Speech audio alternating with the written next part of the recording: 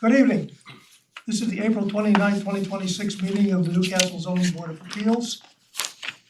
Before we start into our regular agenda, I'm going to make a motion that we go into executive session. I second the motion. All those in favor? You go into executive session for advice of For counsel. advice of counsel, Which is excuse me. I had that written down and I didn't read it. Oh, Executive session for advice of counsel. You second. I second that Okay. motion. All approved, all in favor? Aye. Any opposed? No opposed. Okay, we're leaving. we'll leave it.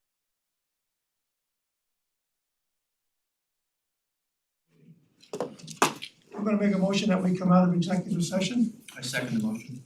All those in favor? Aye. Any opposed? No opposed, we're out, okay. We will now start our regular agenda, Mr. Secretary. The first case is Kavanaugh for an extension.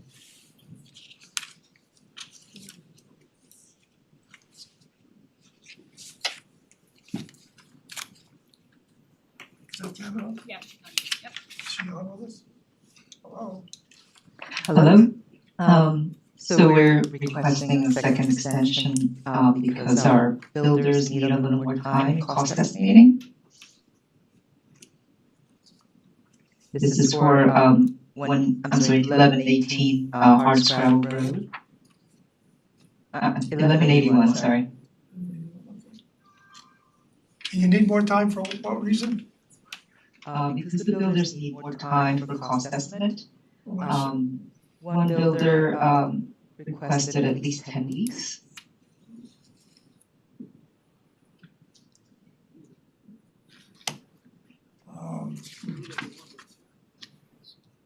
That's a lot, can you do it any quicker than that?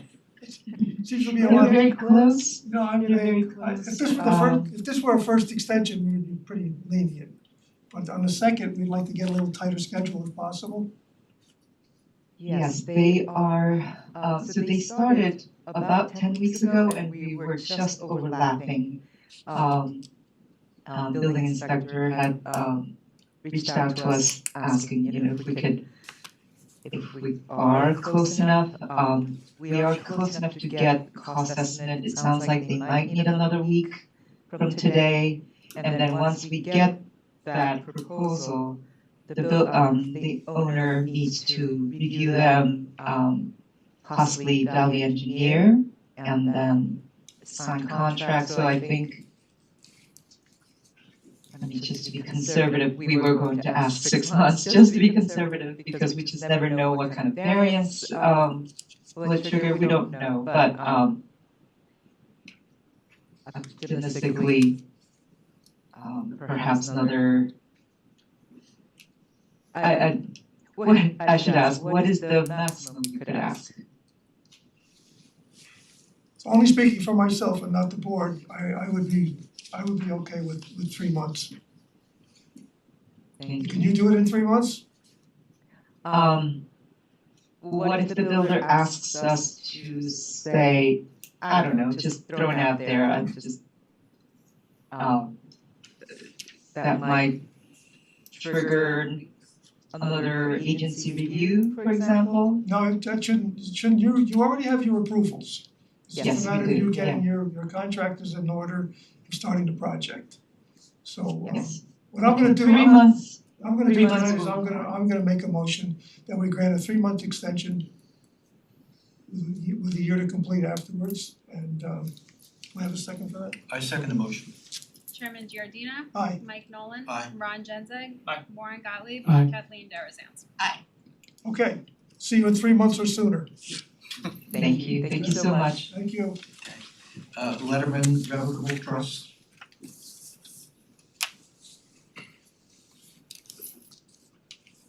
Good evening, Jerry Tortorella of Hockerman, Tortorella and Wexstein, and we're counsel for the Letterman Revocable Trust. Just about a year ago, the board granted us a variance, a coverage variance for this property to enable us to do a small addition for a bathroom and also to legalize a lot of landscaping improvements that had been built on the property. Our client has a contractor in place, has been working with their civil engineer. They were all geared up and ready to move forward with the project. And then a question arose in connection with whether or not some of the improvements that had been installed, the landscaping improvements required wetlands permits, and they needed to reconcile that issue. We've made progress reconciling that issue, but our year to start expires tomorrow. So we made an application for an extension, a 6-month extension, just to enable us to get everything in order so that we could commence construction.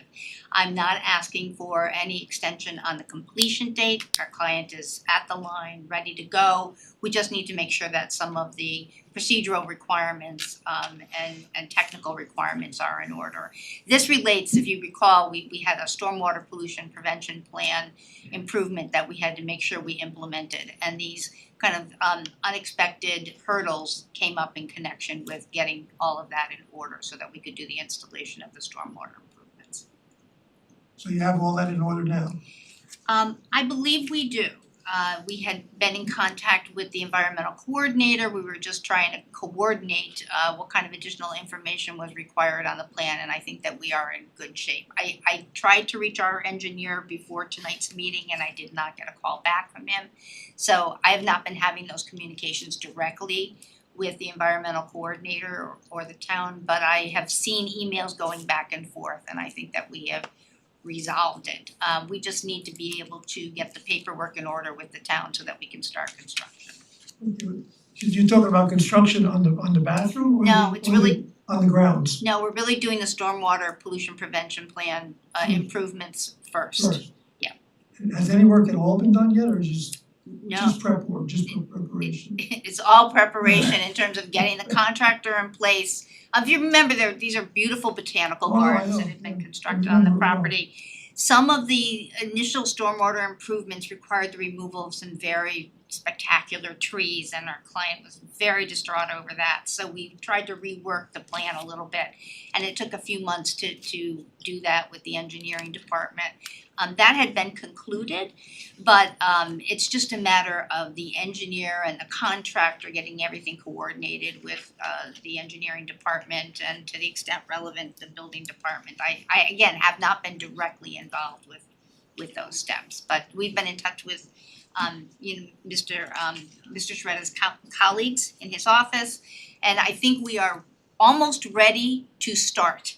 But again, we can't start within the 1 year requirement, so that's why we made the application for the So you're extension of almost time. ready to start, which Yes. means if we give you, how many months? I asked for 6 just because, consistent with what the request was 6 is before. easy. And at the time I wrote this letter, we had Yeah. not made the progress that we have made Okay. since, so that's why I made that request. Realistically, you can do it sooner than 6. Our client is frustrated that our client hasn't started, so yes, I Okay. anticipate that would happen well before Can 6 you live months. with 3?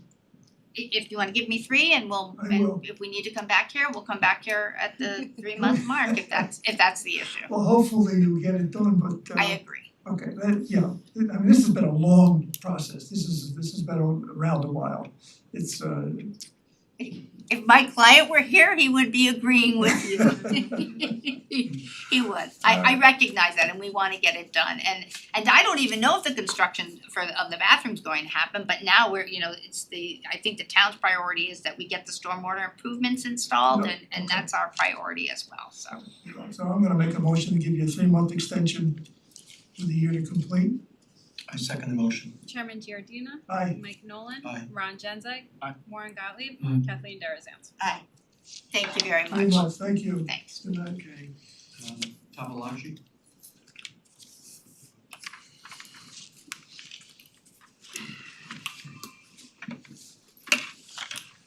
Good evening, Chairman and members of the board.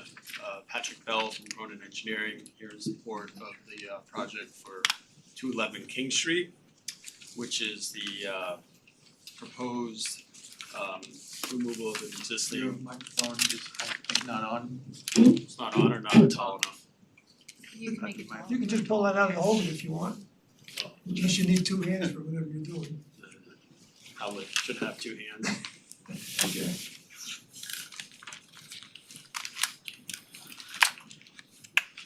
Sir, you could just take it off.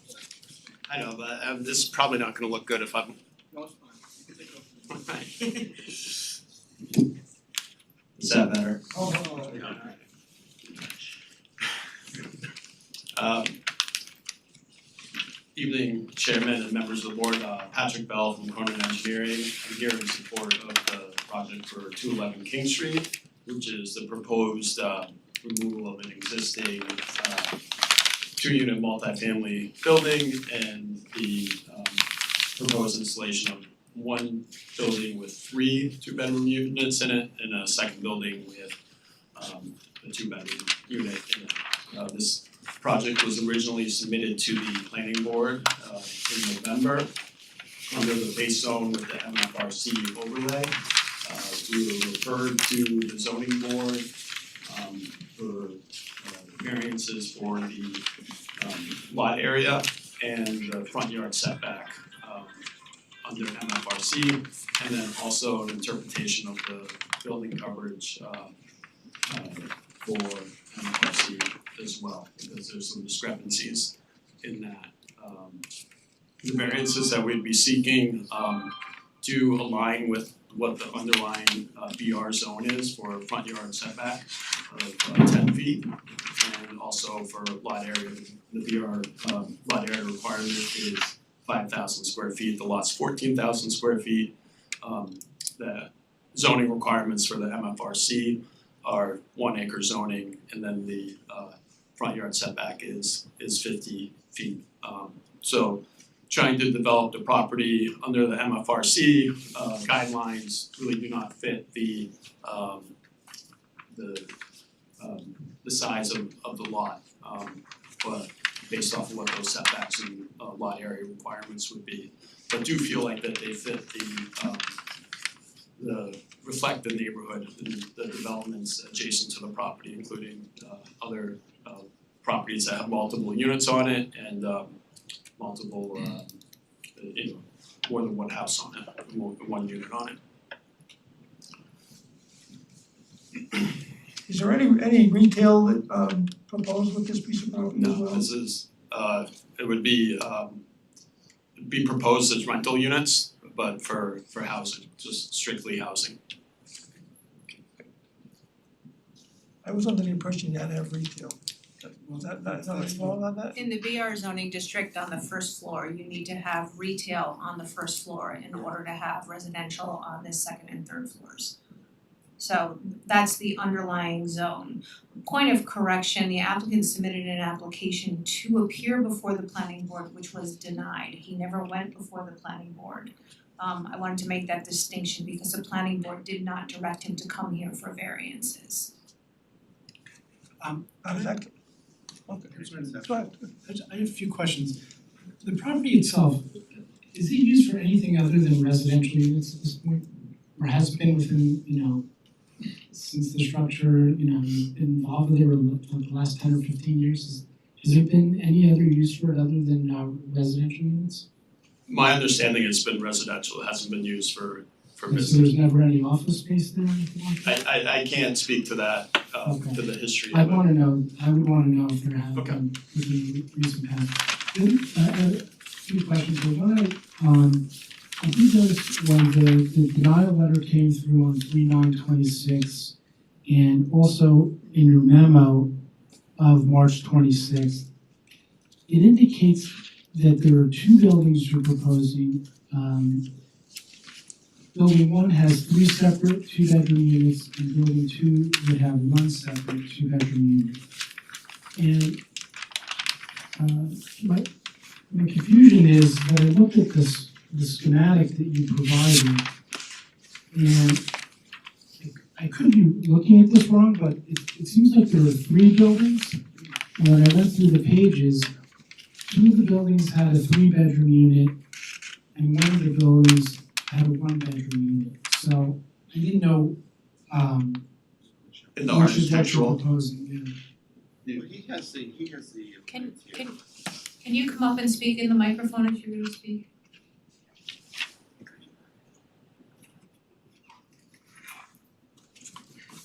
Good evening, Mr. Chairman, board members. Teo Sigüenza, I am the architect supporting the application, and we have some material for you to see here. These are images of the neighborhood that you're very familiar, and the existing residents as well. The units that you inquired on are basically, we have these three homes in here with 3 bedroom, each of them, and this is a 2 bedroom. 3, 2. So so I am right, there are 3 bedrooms in each of those 2 units. That is correct. Okay, so there are 3 buildings proposed, not 2. That is correct. Okay, is that- Because they are individual units in here. So there are 3 buildings, they are joined together. okay, they're connected, okay, Yeah. alright, I got it. My next question is, the denial letter indicates that you're seeking a 3.25 foot variance. But then in other parts of your application, it's 10, this is on the front yard variance. Which is what you're seeking here today? It's the 10-yard front yard, 10. 10-foot front yard Okay, variance. okay. The original submission from last year that got denied by the planning board showed it at By the- 3.25. It was not the planning board that denied it. Okay, I also, just reading your engineering submission, at the end of it, you said without relief from the zoning board from the requirements of the MFRC district, there will be limited opportunities within the hamlet of Chappaqua for the development of multifamily lots, such as being proposed with this project. And I'm just wondering what the basis is for that representation. If you're under the MFRC zoning, that there's 3 properties that meet the criteria to be developed under the MFRC zoning. So that was the point that was trying to be made there. That you have the MFRC zone, but it's really limited to 3 properties. Okay, and are any of those under an acre? No, that meet the criteria would be at minimum 1 acre. Okay. Gotcha. So I was gonna ask for now, I do have some more later, but Any other comments from the board? Questions? can I make one other question?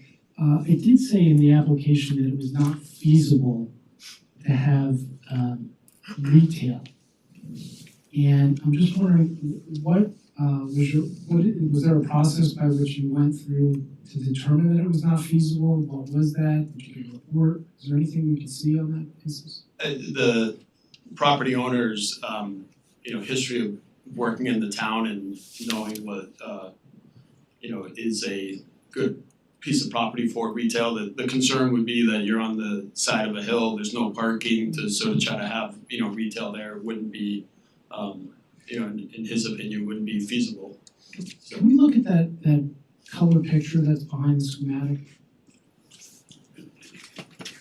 Because I'm looking at some of the adjacent properties and it looks like there is retail in that area. And aren't there residentials that are mixed in with those? Yes, there is Okay. retail in some of the, for example, you can see here, I believe in this house in here, which is in the line, there is retail in here, in one of them, yeah. I don't know how well they do, because there's no parking as Patrick indicated, so, but there is retail, Okay, to so, answer your question. and also in the base district, the BR district, retail is not your only option for the first floor, is it? I'd have to check to Okay. confirm what all the options are, but it seems to be the main one that's used for it. Okay, I actually think there are a number of them, based upon my reasoning, I could be wrong, though. It seems like the BR district has a laundry list. Good evening, everybody. My name is Steve Tavalachi. I'm the owner and developer. So I bought this property almost 7 years ago. And since I bought it, it was all residential. It was two family unit duplex. I think before that, there was an accounting office down below that was rented.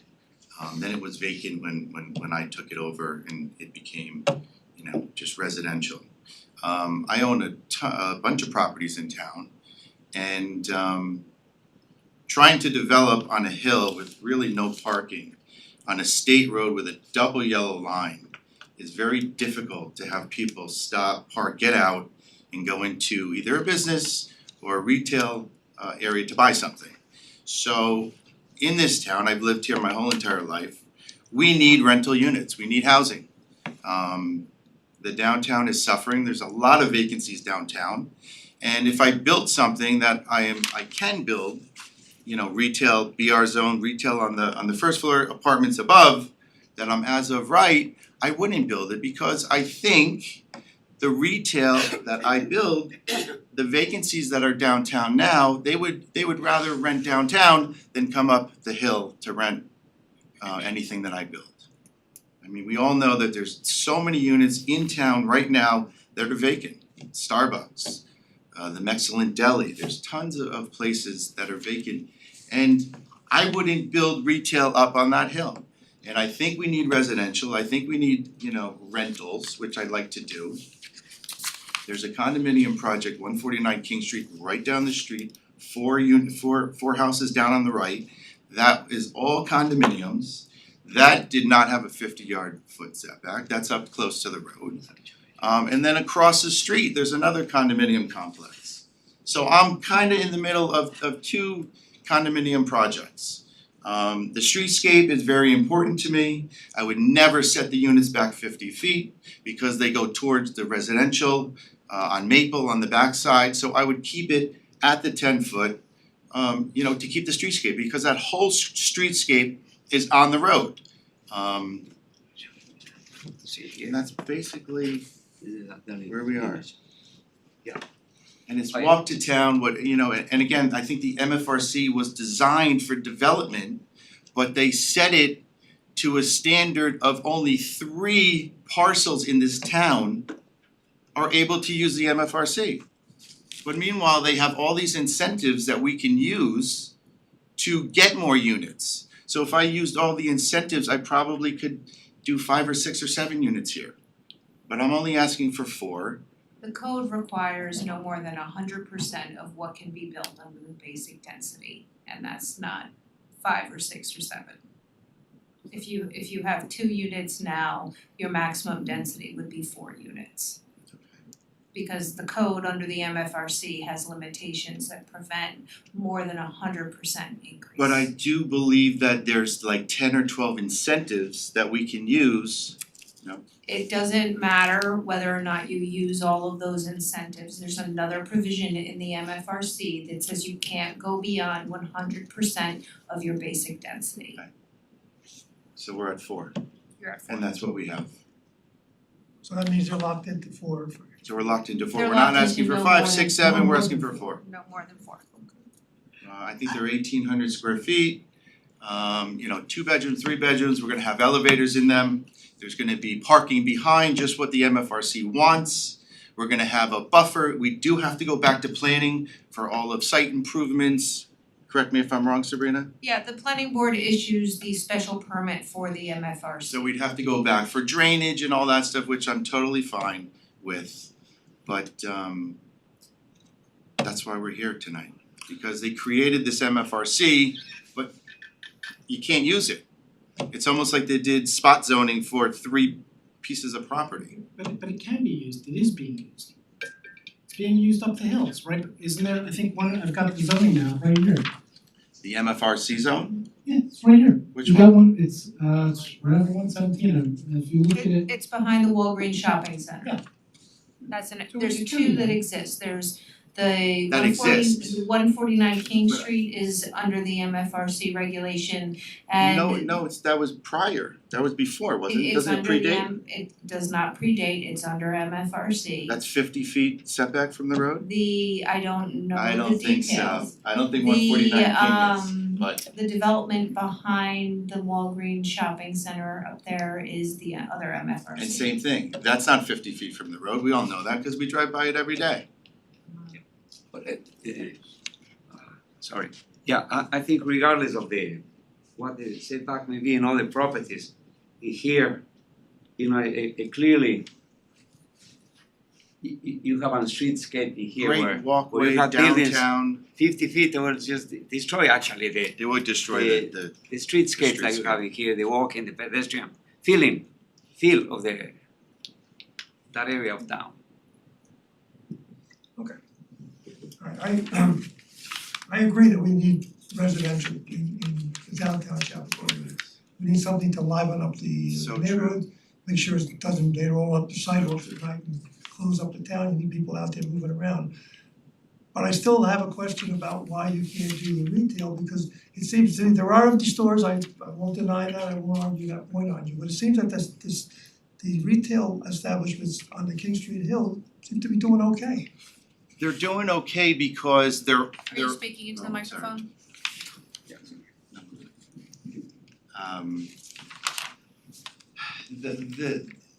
to build brand new today, as we all know, it costs a lot of money. So obviously the rents have to be higher. All of these units that go up and down King Street that are rented, they're all older units, and the rental, it could be $10 a square foot, $20 a square foot. I'd have to ask $40, $50 a square foot. So then you get to a point where you ask for this just to break even, but yet you have other units, down that are so much cheaper. So, again, I wouldn't invest my money to do retail when the cost of construction is so high, when we need residential in this town, we need rental units in this town, and you have a sidewalk to walk to town. And that's the beauty of this property, and that's why I bought it. I bought it almost 7 years ago, and I've had it ever since. It's in disrepair, as Tom knows, he's been out there.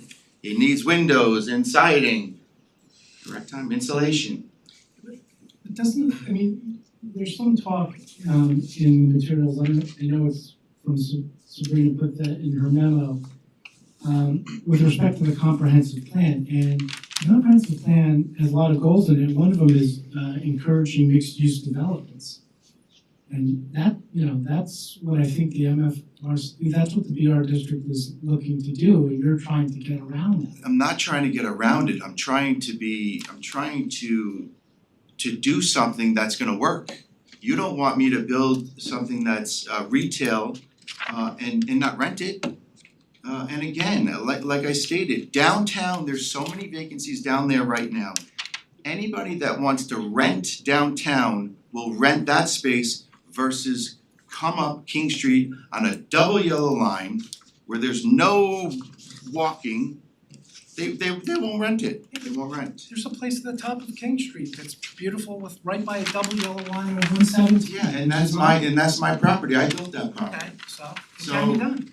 But it can be done in the right area, being on a hill, on a double yellow line where there's no parking, you can't put a parking lot behind it, you have to park on the side, then you have the snow in the winter time when the plow trucks. It's very difficult, and with the cost of construction today, I'd have to ask an astronomical price for retail, and nobody would rent it, and we don't want it to sit. I live in this town, I don't want it to sit empty and look like an eyesore, I don't. I think residential units would be a perfect fit for that spot. Can you speak a little bit to how you landed on the specific design, even though it doesn't quite meet the regulations, even though some of them would be impossible? So I wanted to really, I was very worried about the streetscape. I wanted to keep within the streetscape, so I kept the units closer to the road with the sidewalk. The architect Teo, designed them, he set them back instead of one straight line. We, zigzag them to have a nice appearance. And then we have the parking in the back. We didn't put the parking in the front. The MFRC says put the parking in the back, underneath you get an incentive. So that's what we did, so you don't see the parking in the front. All the parking is in the rear.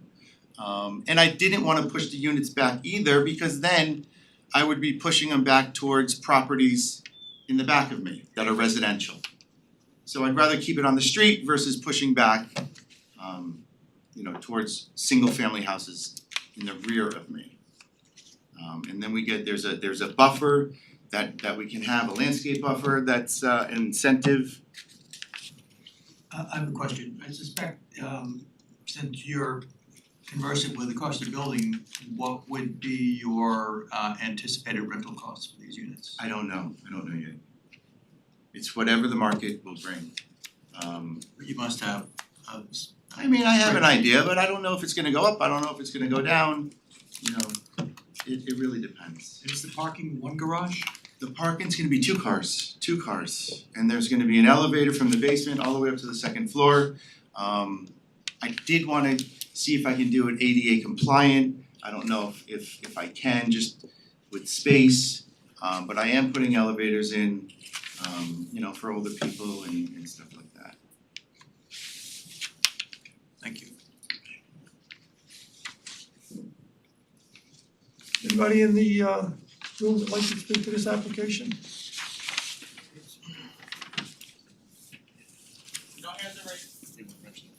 Hands, okay. Thank you. I'm Jim McCauley. I'm the president of the King Street Hill Condo Project. And we're across the street from this project. I don't see any pictures here. No, that's 149 King. I don't see any of our pictures. We're on greater than 1 acre. It was approved and built in 1986, 87, and we got the approvals in 1986. Here, it's on the map, maybe here. Uh, Map. He's on the turn, on that On the turn. curve.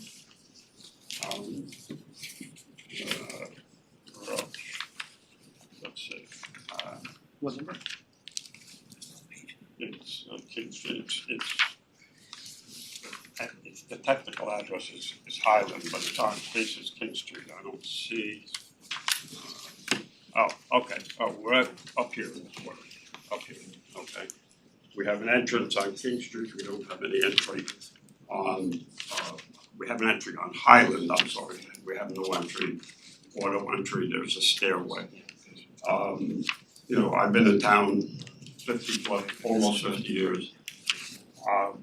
I have no problem with the fact of the variance against retail or to exclude retail and just have residential. I'm not clear on the area, the lot coverage question, and I'm somewhat concerned about that because there's another property next to us that is actually a bit smaller. I think Mr. Tavalacci owns it. In fact, I know he does. And I just like, you know, we have 11 units on 1.1, and we had some kind of, I don't remember the details, and I wasn't able to go back and find them. Relatively short. I know we got one extra unit, residential unit, and some of the units were existing to begin with. So I don't have a problem with excluding the retail at all and do it all, but I wouldn't want to see 100% lot coverage. Or, you know, I wouldn't want, those would not be, and I don't think in the best interest of everyone up King Street. So that's basically my comment. Okay. Thank you. I just wanna make one observation, so Tom and I were discussing, so on the elevation plan for the applicant, someone mentioned two-car garage? Is that, it's a two-car garage? Yes, that will be adjusted because Yeah, cause it shows only one, yes, why. that's correct. Yeah, we will make a revision there once we go into the next step. Okay, yeah, just make, yeah, it's cause you're Because showing one there car is garages a- down on the architectural, so if you can change that, That is correct. okay, thank you. That change down the line, they remove parking from the paved areas in the back. But as you can see here, I apologize, I'm going to, yeah, it will be beautiful, Okay. it will be beautiful. An asset to your neighbor. That's certainly acceptable architecturally. Good. It's just it's the coverage that I'm concerned about, the overall Yes. coverage. Understood. Yeah, so as you can see here, as you pointed out in the rear elevation, which is here, we clearly have space to have two garage doors. Initially, we were thinking one car inside of the house, the other will be outside. But a decision has been made, by the applicant to have 2 car garages and we can easily house that. So all the cars will be inside at that point. As you can see here, in this plan, for example, there is the rear of the property. Can I just see here? And this area here, we have, for example, in this unit, and all the units are similar. Can you just use the mic? There will be, Use the mic. Yeah, use the mic. yeah. Turn it towards you. I'm a little short. You can lower it. We clearly have the one garage in here. There's some storage space that will actually turn into a garage. So that is just a simple So you have 2 car garage. representation, yeah, for the next unit of that. Yeah, just for the record, the site plan and the elevations just need to match, that's all. We're showing, the elevations show 1 car garage, the site plan showing 2, that's all. Understood. Thank you. Thank you.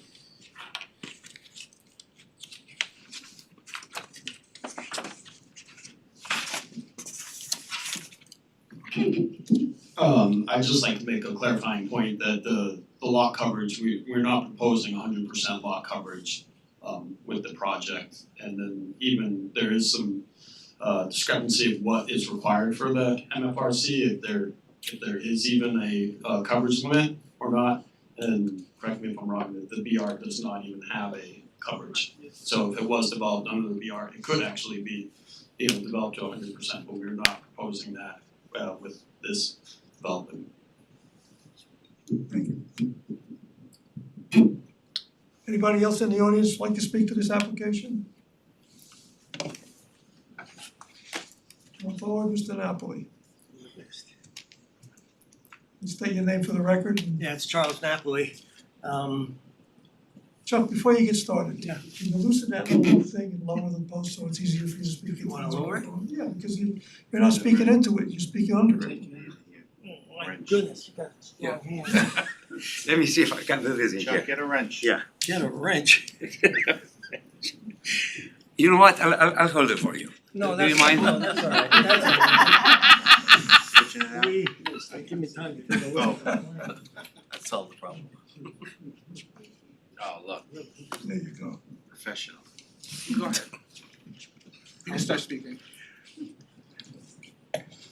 Charles Napoli. I got here when I was 29 years old back in 1970. I was in the middle of the time when our town didn't want any multifamily housing at all. As a matter of fact, we had to sue the town, not we, Stu Schamberg, somebody would know that, had to sue the town in order to get a multifamily code law.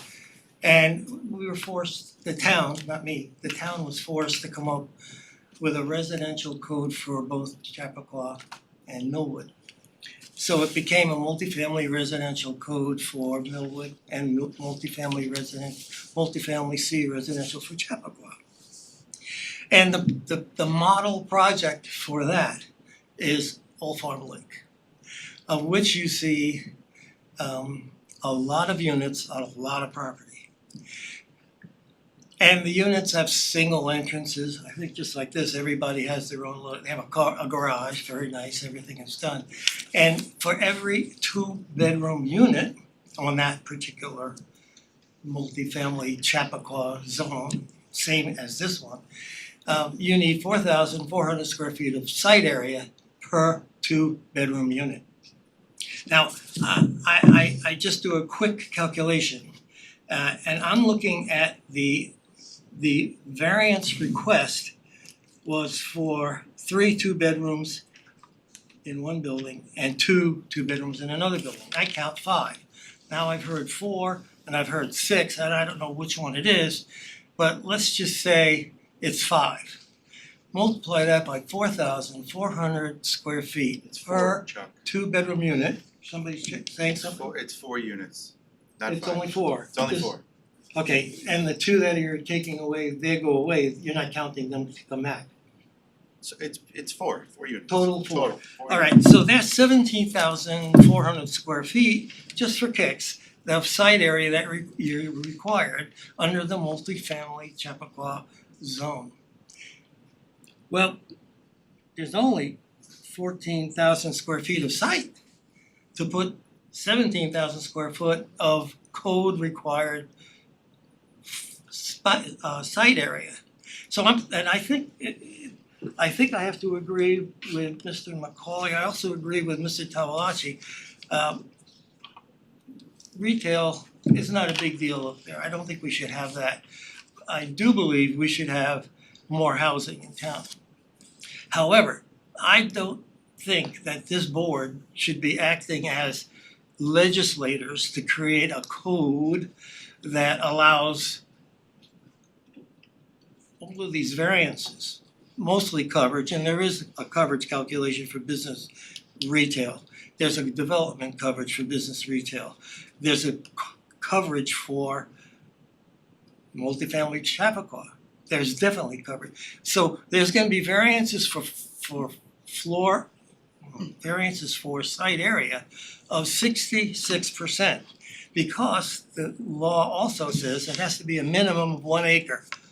And for me, that's the standard. It starts at 1 acre.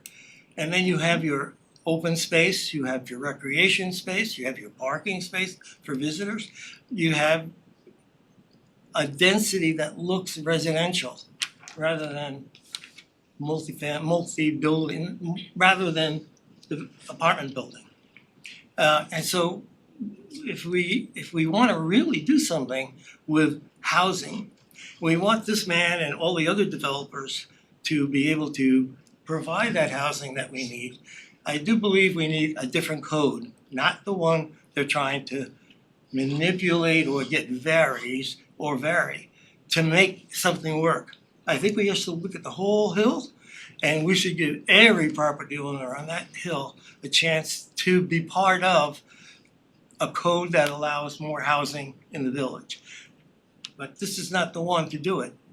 Taking this one and destroying what was done back in 1979 is not the way to do it.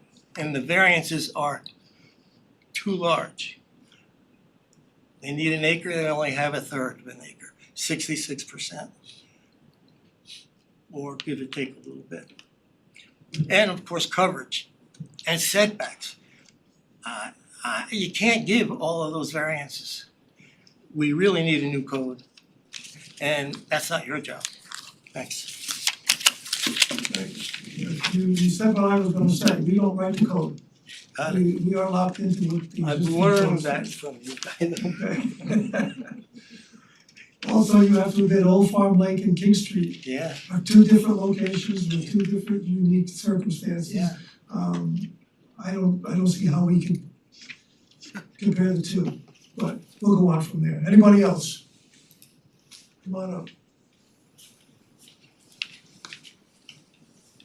Hi, I'm Philip Holland. I'm an architect, and I actually rented this space from Mr. Tavolachi a couple of years ago. And I just wanted to say that one of the reasons that I left that space was because of the reasons he mentioned before, is that it's not walkable, and I personally, just even for my own sake, as a not for retail, I did an art gallery in there for a little bit. Just walking to like get a bagel or something is a lot of work because it's up and down the hill, so it doesn't really that area doesn't really serve very well for retail. And it was just difficult for parking, and at that time I believe I was paying in the realm of $20 in the lower sort of for my rent, but I just don't see how it would work if rents were higher for anyone doing retail business. So I just want to speak in support of it being fully residential on that hillside, and basically I believe speaking to the variance that he was asking for, saying that he doesn't want to have retail because it doesn't make sense. I just want to speak in support of that. That it affected me personally, and I moved from that location primarily because it just wasn't a great spot for retail. And I think it would just be more shop fronts, and it would detract from actually the shop fronts downtown if we just put more shop fronts up there, which are expensive. I think that's my 2 cents on it. Thank you. Thank you. Thank you. Anybody else in the room would like to speak to this application? Looks like nobody is online. Okay, You have a hand. what's that? We have You somebody? have a hand. Yes. Okay. I wasn't there before. Hello? Hello, Hi, can you hear me?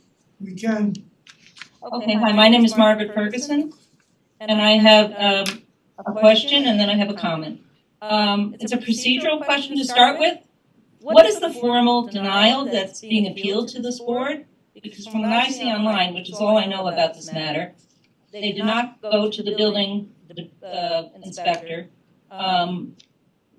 They are, I don't know where the formal denial determination is that they're appealing to the zoning board for. You're appealing for a few variances, which I won't list from memory.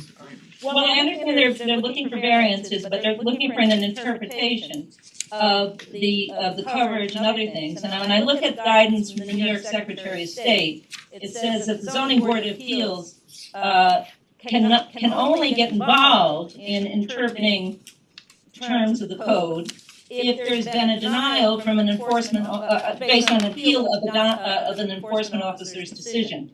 And as far as I know, according to the town code, the enforcement officer is Mr. DePaul and any duly authorized assistant building inspector. As far as I know, he hasn't been involved. There was no building permit application filed with him that he denied. That could be appealed to you, that's true. As far as I know, it was some sort of communications from last year involving the planning board, where the director of planning advised the applicant that they should go to the zoning board of appeals, and the zoning board of appeals will need to determine which section of the code should be adhered to. However, aside from there being no formal denial that I can see, respectfully, your job is not to fill gaps in the law or to resolve conflicts in the law. That's the town board's problem. That's legislative, and that's really not, as I say, I'm very respectful of all the work you do, but that's not something the ZBA has jurisdiction to handle. But I go back to my first question, where is the formal denial being appealed from?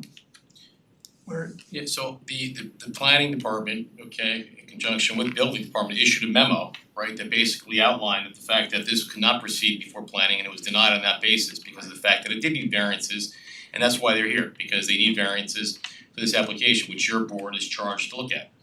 So there is The planning department has the authority, it's the town, it's the building inspector who has the jurisdiction to deny. There was a denial, and it was worked on with the building department, with the planner and staff in terms of to let the applicant know that this application was not proceeding and it was denied on that basis. So again, we beg to differ, but I think this application is probably before this board. And But is there something in writing that shows that? I don't see it. There are 2 memos that are in writing in the record that basically reflect that this applicant is here for variances and a possible interpretation. So it's in the record. Well, I guess I very much disagree that there's a formal appeal, a formal determination that can be lawfully appealed to this board. But secondly,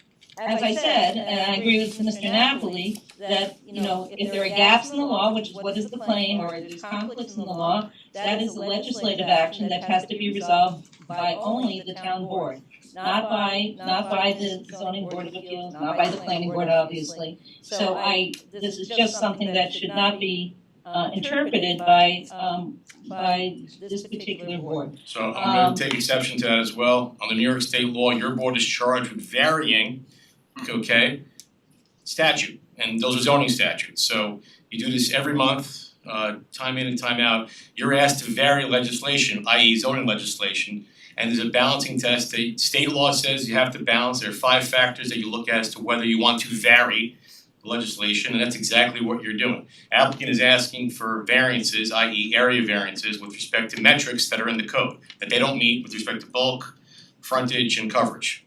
They're also asking for gaps to be filled and for conflicts to be resolved. I don't know what that means in terms of gaps be filled. Again, they're here on it's a metric issue and an interpretation issue, and your board is charged to do both of those. So again, I'm Well, not. gaps are in the director of planning's chart, a memo with the charts. She says there's NA in several spaces and that it creates conflicts between various provisions of the board. That's what the director of planning is determined. And So- again, those are issues that your board, by interpretation or area variances, is charged to look at.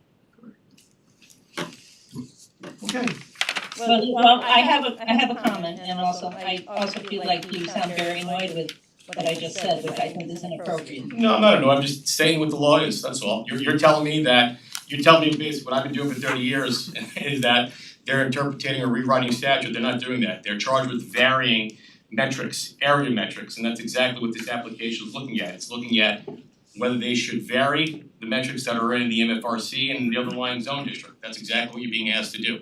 So it's not being annoying at all, I'm just telling you exactly what they are charged to do, what the law is. Okay, alright, here's my comment. Anyway, I think this would set a terrible precedent for the hamlet. If a 0.33 acre lot can get this type of density without the town board being involved in making a determination, a big picture determination of what the hamlet in that area is to look like, which they did discuss doing last year, and somehow it went off the rails, it didn't come to fruition, but my impression is they want to get back to making the determination of what that whole area, making a comprehensive determination of what changes need to be made to the zoning laws to make that whole area reflect what the community wants, what the hamlet residents want, and what the property owners want. They haven't gotten back to it, but that, having watched town board meetings, I believe that they intend to get back to it. If this board grants these variances, what is to stop there's nothing unique about this property other than it's undersized from the 1 acre requirement for the multifamily Chappaqua district. But there's a bunch of properties that are undersized, so what is to stop the 3 or 4 other property owners that the director of planning told the town board are waiting in line to do similar or close to similar things on the King Street Hill? What is to stop those other property owners, including Mr. Tavalacci, who owns other property, from doing seeking the same type of variances for less than 1 acre lots? There's no hardship has been really pointed out, there's no uniqueness to this property. He just wants to put more units in, have a building that makes more money, that's his right, to make more money, that is, but it is not his right to, manipulate to do an end run around the existing zoning laws. So I think this would be terrible precedent for this board to grant what's being sought.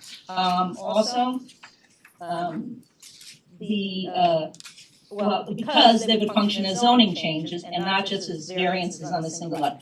Guaranteed, there will be other people coming in seeking whatever similar variances they can get. And it's gonna fundamentally change the character, the function, the flow, the appearance of the hamlet in that area. And that should be something that should be the product of town board discussion. They've done a lot of work, they did a survey earlier this year to find out what people wanted in the downtown, and they're working on it. But to have this one lot get these massive variances is really going to change the hamlet, not for the better ultimately, other people are gonna follow suit. And I respectfully urge this board to deny these variances and the sought after interpretation. Leave the interpretation to the Newcastle Town Board where it rightfully belongs on zoning and how our community goes into the future. Thank you very much.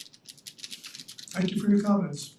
So just a point of clarification, the town board, in terms of what they do, they're a legislative body. If the town board wants to change the law at a future date or look at this, they are well within their rights to do that, and that's what they can do, and they do that regularly with respect to legislation, not just zoning. What you're being asked to is to look at what the current state of the MFRC and the underlying zoning is. That's what the application is. So what the town board may or may not do really has no bearing on what is presently before you. It might in the future, but you're tasked to look at what the zoning code is today with respect to this application. Again, the town board, they may change and they may change the law in the future. Again, that's their call, not this board's charge. Your board is a quasi-judicial board. You look at these applications. to the speaker's comment, yes, you do set precedent, you do it every time you guys meet and set, but again, you look at this and there's no hardship criteria, there's a 5-factor area variance criteria that you have to balance, so your board is well aware of what those factors are, that's all. Any other comments from the audience here or online? Any other comments from the board? Took in a lot of information tonight, some of it came in a little late for us to all digest. We thank you all for your participation. I'm gonna make a motion that we continue this application here until our next meeting to give us all time to digest the information that we have received and may or may not have further questions. So on that note, I'll make a motion that we continue this one until our next meeting. I second that motion. Chairman Giordina. Aye. Mike Nolan. Aye. Ron Genzeg. Aye. Warren Gottlieb. Aye. Kathleen Darazan. Aye. Motion's passed. We'll see you next time. Thanks for your Yeah. input. Thank you so much. Have a nice evening. You too. Smith? Good night, you guys. Thanks.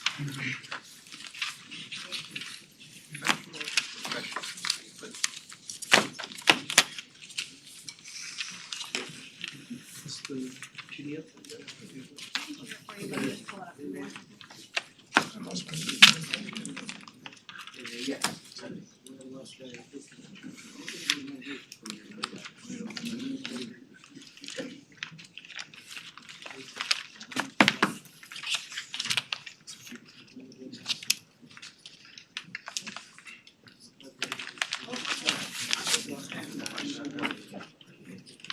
You want me to show the site plan, Jim? Yeah, it's just, I think it's just one sheet. She has a few, I'm just gonna show Yeah, the just the site plan. plan.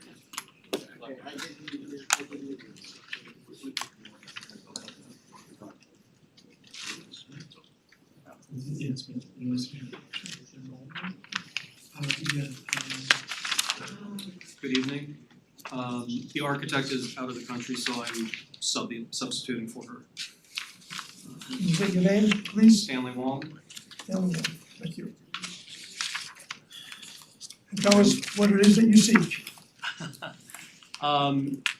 So the house is a non-conforming house, and the owners wish to put a separate freestanding garage within the front yard setback. Now the site, if you look on that topo map, the sites are at 2-foot contour, so from the street on Aldridge Road, the topography goes about 6 feet down to the front door of the house. So to have a garage anywhere closer to the house would put the garage far below the street and you'd have a very steep driveway. So the owners are looking for a variance to locate a car garage and carport, so it's gonna be less massive within the front yard setback. And almost, you can see it's very close to the side yard. And they right now they park within that red square in the very bottom left corner. I know this because I actually live just to the south of them. And my house from 1949 was built with a carport and a garage, so I kind of know, I think that was what inspired them to do something like that. And also their daughter is becoming driving age soon, and people park on the street in front of their house a lot, so they need to get, if they get a third car for her, to get it off the street too.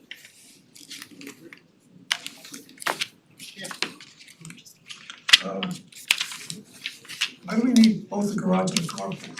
If you put the carport away, wouldn't that be Well, I think they wanna have two cars protected, and if they get the third car, it's gonna have to sit in the driveway. Cause right now, you know, they park two cars in the gravel spot up there.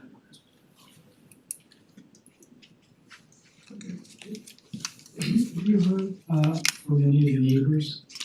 Yes, there was, I thought they were submitted.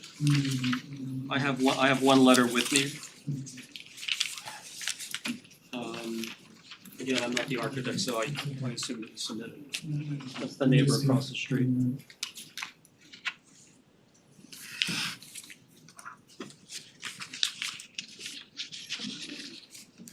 don't think I saw that.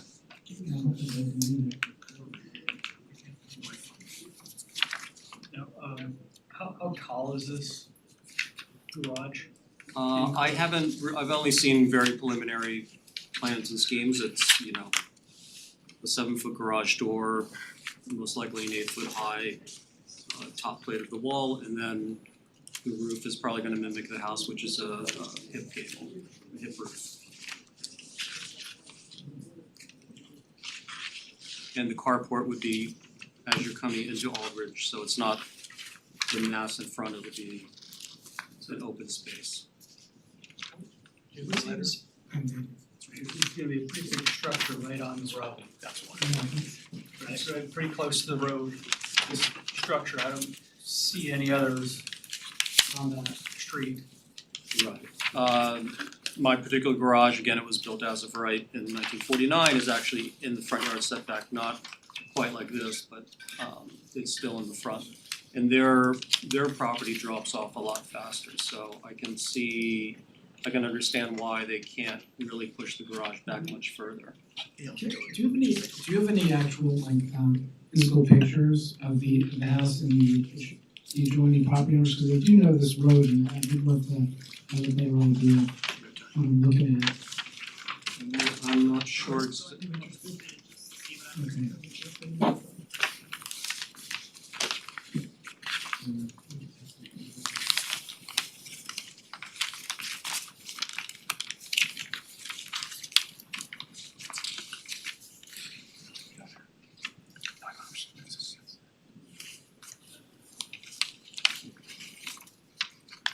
so yeah.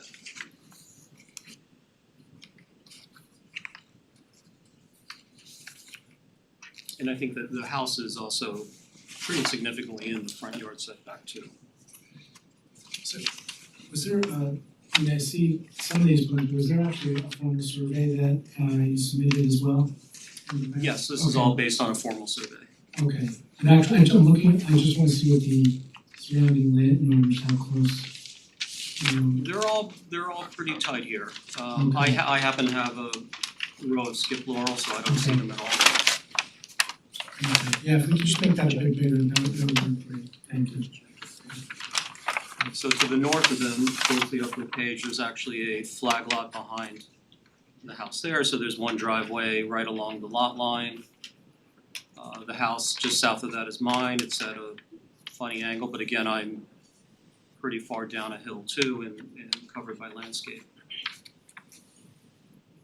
And then the house below that is, you know, was enlarged many times over.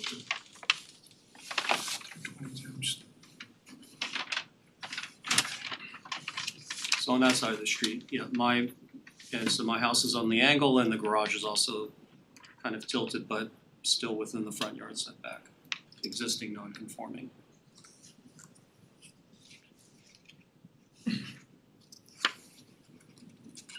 So now where this garage is gonna be is, it's in the corner of the yellow lines there at the bottom? Bottom right corner. But it would be, you know, it would still be set back from the road, it just wouldn't, it'd be set back farther than where they park now. So the setback from the road is 10 feet or it's more than 10 feet? I think it'll be more than 10 feet. The letter that we got from the neighbor is there 11, where does 11 sit? It's across it's number 45. Alright, so they're across the road, okay.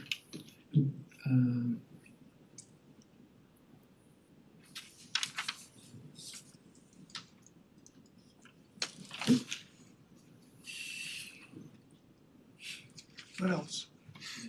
Nothing else? There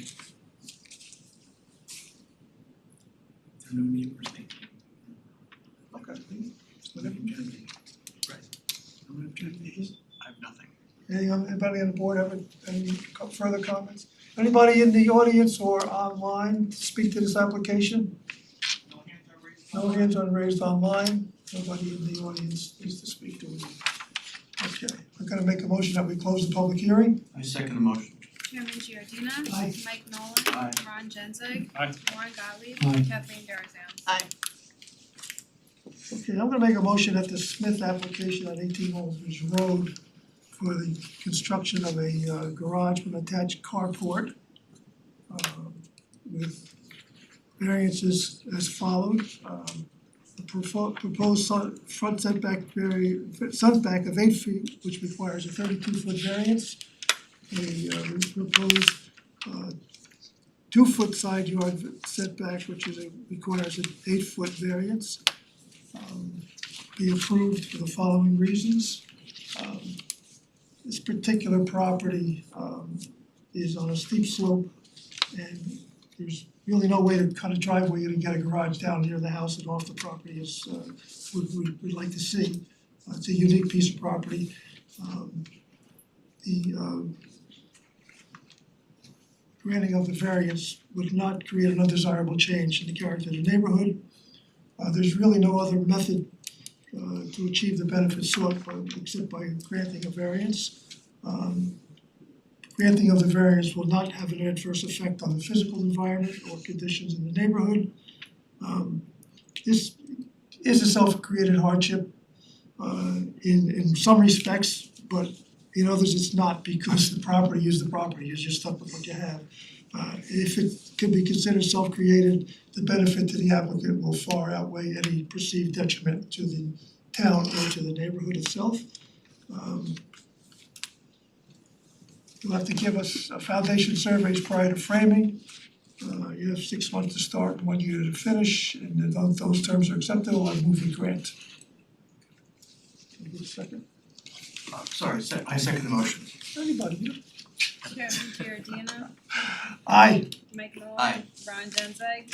No. Warren Gottlieb. Aye. Kathleen Darazan. Aye.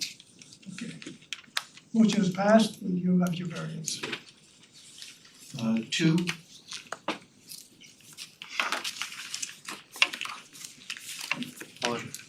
Philip Holland representing my client Theodore 2. Is it possible to get the photos?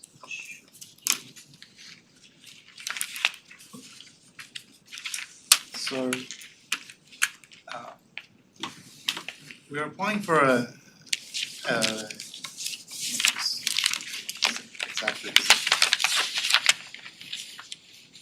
a variance from the maximum allowable floor area ratio, which for this property is 6,098 square feet.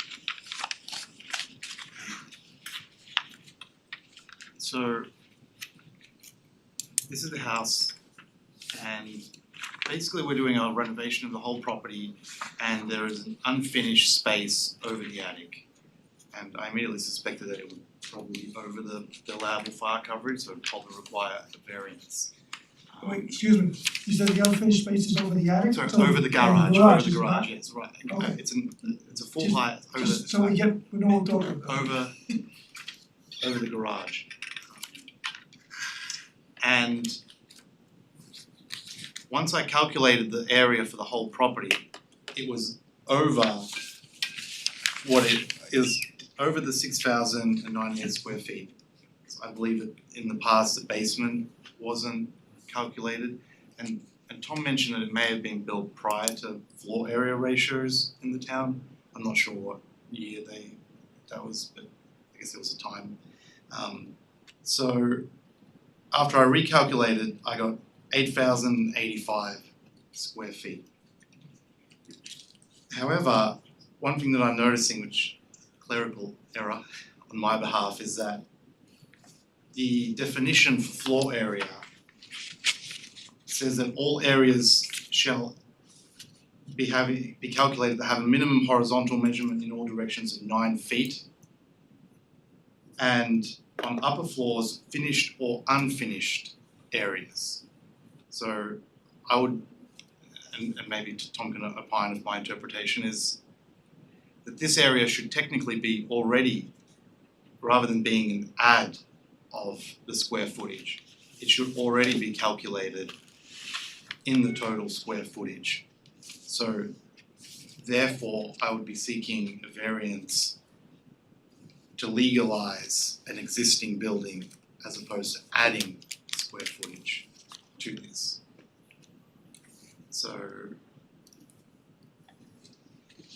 regardless of the exact semantics, I'm basically asking that this 8,000 be approved since it's already built, we're not adding any extra square footage. However, I would like to resubmit the final floor area coverage calculation worksheet, which would also see some reduction, because if I remove the areas that are not 9 by 9, have a minimum of 9 by 9, the final number would be reduced probably by a few hundred square feet, and the house would not be a variance for 8,000 square feet, but rather the actual as-built would be probably in the range of about 7.6, just looking at that.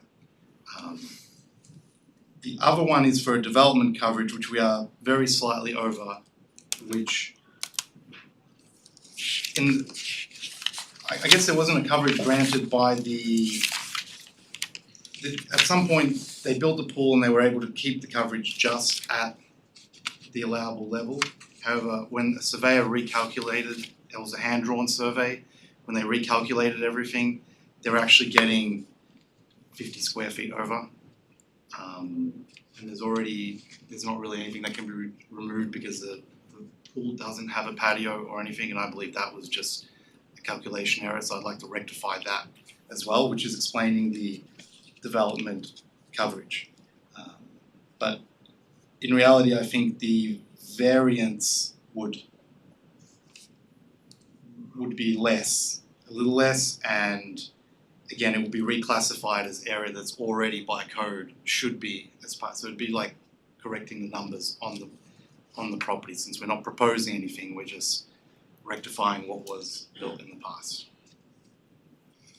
So in effect, you're changing your application. I would like to change it by reducing it somewhat and have that. But in order not to be full transparency, in order not to delay it another month, I'd like be able to give an opportunity to basically reduce it a little bit by resubmitting the floor area calculation. Is there a possibility of doing that? Well, development coverage I'm not concerned about, it's de minimis anyway, and we've had calculation errors that we've corrected through the years, just inadvertently. The FAR, I think get some input from the building department about their thought about whether or not it was already existing even though it was unfinished. Since it was built with the house originally. The code reads to calculate an attic space at half the volume of square footage. So I don't know how this was interpreted. Now that it's becoming finished space, it would have to go at 100% of its size. Even though it was pre-existing before the Pre-existing before the FAR came into effect? That is something the board has to weigh in. That the building was built before the FAR. We are now finishing this room under the FAR, and we are currently over the maximum allowable. So the current code is applicable. How the professional came up with the square foot number is what we're discussing now. Okay. But it can also be considered legally existing non-conforming, if we wanna go that route, Yes, sir. unless our attorney says no way. No, that's what I was thinking actually. Okay, so then our only concern now is to get the numbers right and whether or not those numbers will trigger the requirement of a new application, or if we can just adjust the numbers on the existing application and continue with this. What's the feeling on that from the building department and the legal counsel? Do you have revised numbers with you? I do not, I would have to submit them tomorrow. But it would be less than 8,000 because I would remove areas below. Yeah, but we can't issue a variance on an approximation. We need to know what it is. Yeah, we need the exact number. Without the numbers, the variance is immaterial because it's something that goes on the record and it's forever. But just to be clear, this area is on the second floor, so would it still be classified as an attic, even though it's on the second? Because it's always treated sort of as the second, the attic being the third floor, there's another attic. But and that's not, if I'm gonna revise the areas, I just wanna make sure that everything's. The building department's status would be this is an attic over the garage. So if you're finishing it, then it becomes living space, no different than if you were finishing the third floor of a building. I kinda agree with that. It's there's nothing above it, so it's the attic. Okay. So as much as you don't wanna have to come back, I think that it's gonna have to happen because we need the exact numbers, we need the correct numbers to make a determination whether or not, first of all, whether the board wants to approve it or not, based on, they can't be basing it on approximate numbers. And if we do approve it, it has to be approved from actual accurate numbers. Okay. So unfortunately, we're gonna see you next month. Right. I know you don't wanna have that happen, but there's nothing we can do other than to do the best we can with what we have to work Okay. with. I will consult with the building inspector just to clarify, to make sure that Good, the mix, that the numbers reflect, and that I'm not basically showing more because an 8,000 square foot house is. No, whatever you show has to be correct, whether it's more or less or whatever. Yeah, if you're going less, you gotta just wanna show the exact number for the board, yeah. Yeah. Alright, thank you. Just, we make a motion. I'm gonna make a motion that we continue our hearing until our next meeting when you'll come back with additional information for us. Thank you. I second the motion. Andrew Dino. Aye. Mike Nolan. Aye. Ron Genzeg. Aye. Warren Gottlieb. Aye. Kathleen Darazan. Aye. See you next month. Okay, Leggio de la Cruz.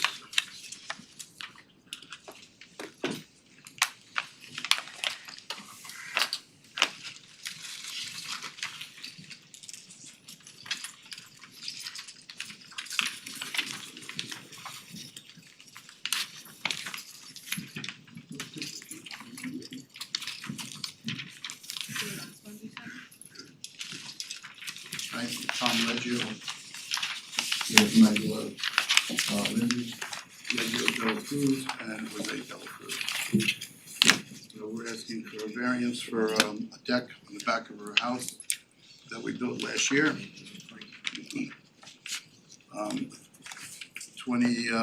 12-foot variance, rear variance. And then I believe it's an 18 for the stairs variance.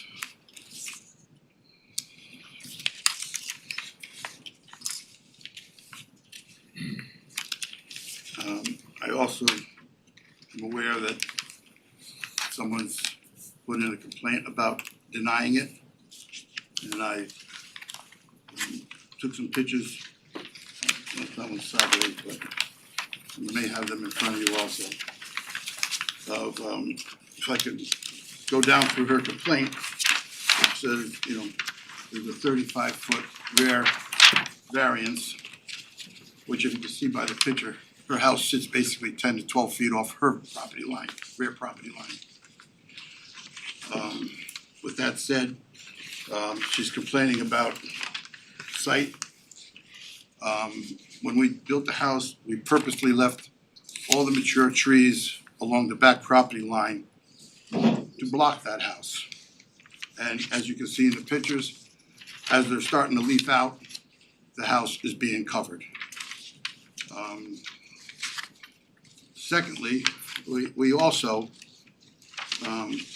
so for our purpose, we planted 12 green giant aprovites, which are also taller than the fence already.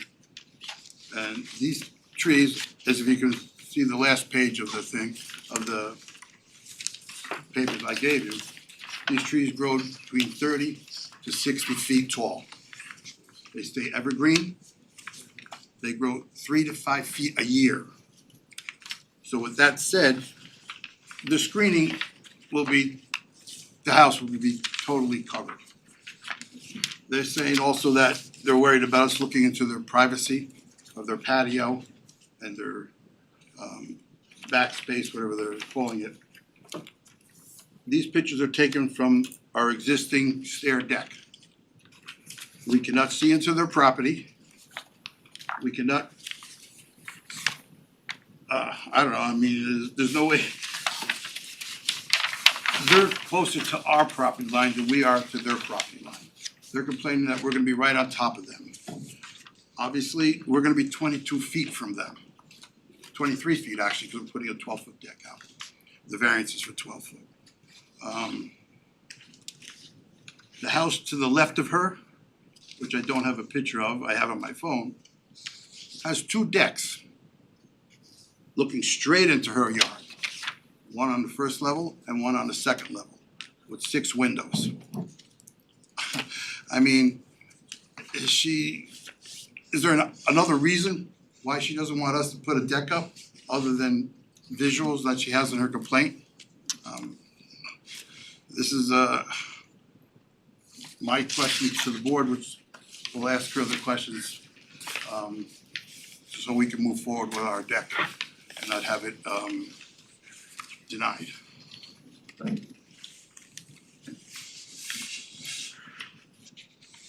Board, any questions? No. Anybody in the audience would like to speak to this application, please come up. Thank you. I'm her that he's talking about. I'm Linda McGettrick, Jay McGettrick. I'm with her. He's with me. The issue with the house is because the property was so small when they built the house, they had to, septic, you have to have room for both, so the house had to be built very tall. Can I show you pictures? So, when they're talking about putting on a deck, this is my back patio. Oh, Yeah, are you gonna include those pictures with the yeah, board? you can have them. Yeah, okay, so then, So this is our back space, he didn't know what to call it, it's our backyard. And these are, they would be putting a deck here. And we're already 4 or 5 feet below them, you'll see in these other pictures. So if you can see, this is the bottom. And then their property starts here and then it keeps sloping up. So the house is basically towering over us, that's the issue. So when you're gonna talk about putting in a deck, the deck is gonna be, I don't even know, 15, 16 feet peering into our yard. And when he says about that, that's just the backyard. When he talks about they have a patio, they put a patio in last year. Well, I don't know why a deck is needed, but this is my house from their property line. These are our bedrooms. And they actually, I noticed a few weeks ago, have a camera pointed right at our house, which I don't think in New York is legal. We don't even have cameras on our house. What's that? can you just address the board? Alright, that's a camera, anyway. So that's the issue that we have. The arborvitaes, I went down to Michael's and talked to the owner today. They grow 1 foot a year. And in order for them to get tall, you have to crop them every year, so they get bulky. She said in 10 years you might have a tiny bit of coverage. 3 to 5 is an AI number. That is not how an arborvitae grows.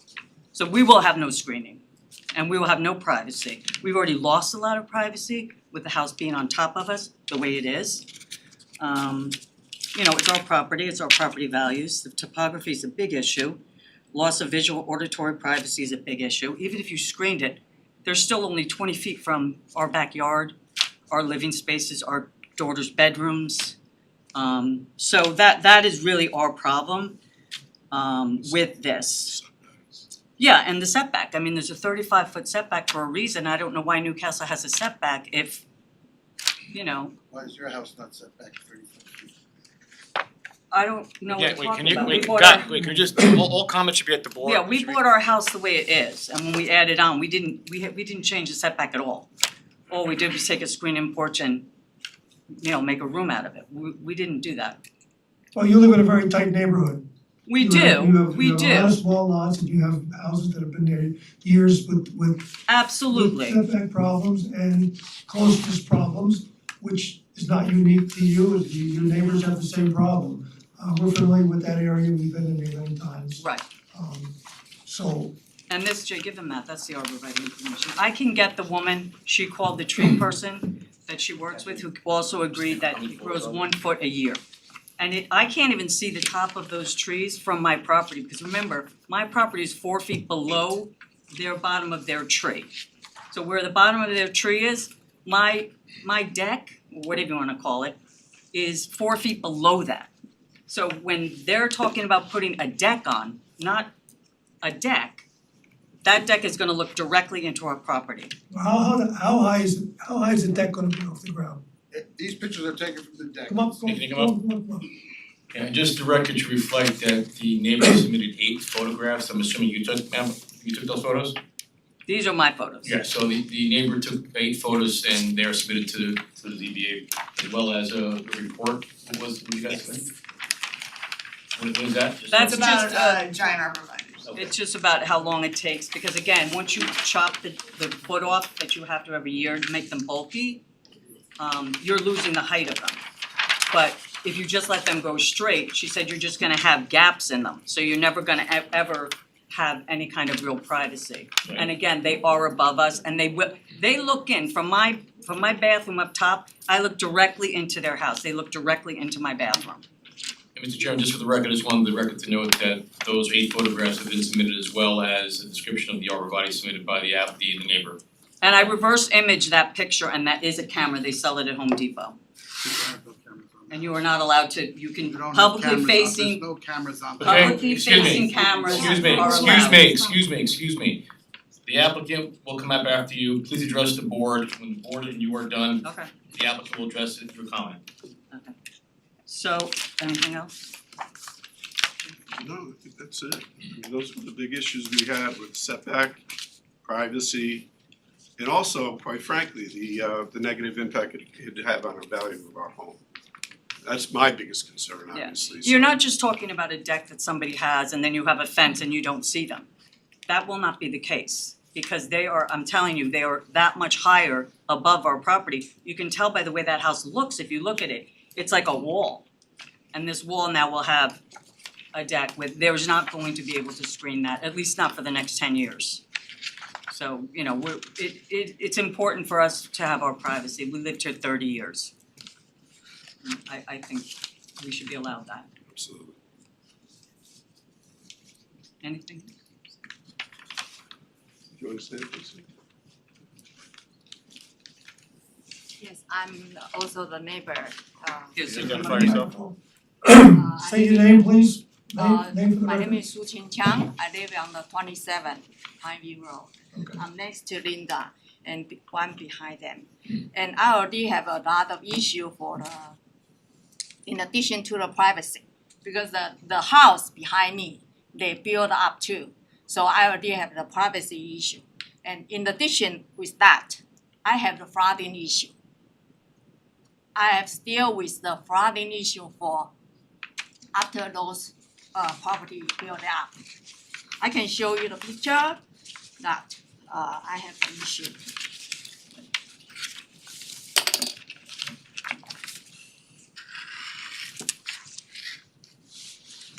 This is their house.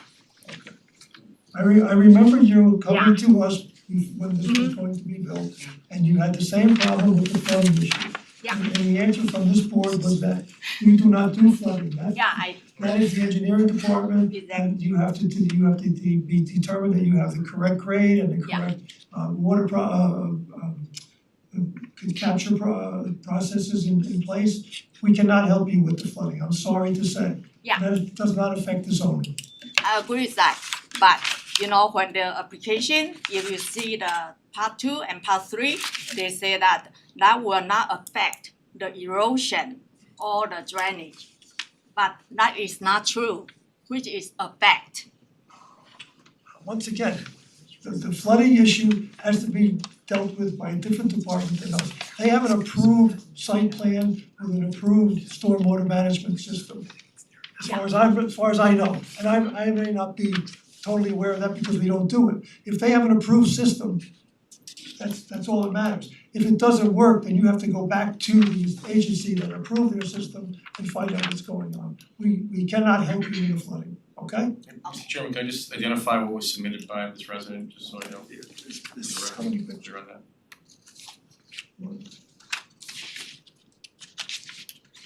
Three photos addressing a flooding issue on the property. On the neighbor's property. This is your property that's Yeah, flooded? that's my property, and all the water is coming from the back. And what's the property address for that? 27, Thank you. thank you. 27 Pineview. It's on the floor. I just had to say one more thing, cause I forgot, of course. We were here last year, of course you wouldn't remember, you see a million people, but when I looked at the, I was here for Sue, and I was worried about the topography and the flooding. I had looked at the blueprint and I said, oh, is that a deck? And he behind me said, no, that's not a deck, that's stairs. So now we're here a year later and now we want a deck. So I'm just curious why we didn't get a deck originally when they put in for the house. They spent all that money putting in stairs just to rip them down and put in a deck. It doesn't make sense to me, and I don't know if It's their there's. prerogative. It may be their prerogative, but I'm just curious why we're coming back a year later. Having to go through all this all over again with the same people and the same privacy issues. So that's all. So the question I had earlier was how high is this deck off the ground? Can you 5 feet. go up Approximately 5 feet. 5 feet off the ground? How high are the stairs that are there now? The stairs there now, Yeah, that's it, there's, I think, 5 or 6 stairs. 8 is 7.5, and how high are they off the ground, the top step? it would be the 5 foot. So that's the same level as. Right, it's just a 3-foot platform and then the stairs going down. That's what's there now. That's what's there now. 3-foot platform. We didn't go for a deck in the beginning, but we made preparations for the deck when we were building. We left the tree line, we left the water management system is there in place. They couldn't afford to put the deck on. We were too late to get another variance, so we just said, let's build the house, put the house up. Next year we'll go for which is this year, we'll go for the deck. Understood. As far as, Sue, that has nothing to do with us. You guys granted them a variance for the house that causes all her problems, last year, I believe it was. We're blaming that on us now. No, so I'm just trying to paint the picture for you. We're just putting a deck up. It's not gonna interfere with their house. And if you anybody can Google or chat, whatever you wanna call it, you'll come up with the trees that grow that fast. It's a fast growing tree. I mean, you can put any version you want on it, but we went through the environmental coordinator, Dennis. He agrees with us. He's okay with what we're doing. We're in compliance with the code for everything. And we're here for the variance. Okay, thank you. Anybody else? Sorry, just one last thing. When he's talking about the trees that he left, those are all deciduous trees. If I took a picture a week before I gave you those pictures, there's no screen in at all. No, well, he said originally they're beginning to leaf out, so we assumed they were deciduous. Those are all, like I'm saying, he's saying, well, And he once left they- all the trees, those, Exactly. half the year, those are empty. Exactly, okay, no problem. The arborvitaes are all evergreen trees. They stay evergreen all year round. We understand that too. So my name is Jose de la Cruz. We live in the house. We've been in here for a year. We work, she goes to work at 6 a.m, gets back at 8:30 p.m. because she has school. I just got back from work. I don't understand the sense of that we're invading privacy. We're really not at home as much because we were able to kind of make it work and move here. So I really don't understand what the issue here is. We don't really spend that much time. We put those trees up. We're trying to do our best to afford the house. It was an issue. They made it really difficult for us to even build the house. So, I mean, I don't know if you guys feel some type of way that we are invading your privacy, but we're not even looking. We're not even spending much time outside. We're trying to do our best here. So we apologize if you feel any sort of way that we are invading your privacy. We just want to put our deck up to have a little bit more space to spend outside because as you can see, the grass is overgrown. We're trying to do our best. It's not really a sense of that we want to look over your house or anything. We just want space to be in outside of our home. We have a big side yard where the septic is. We can't really do much over there, so we just want, a space to have to sit outside. We put the front porch for that reason. But even if we sit in the front porch, right, we're looking into the front yard, into our neighbors, right? So I guess I don't understand. We apologize if we are invading your privacy, but we're just trying to have a space in our backyard. Thank you. Can I see the picture of the camera they say they have on their house? So I think it's in that group there. It's in that group. It's in this. Thank you.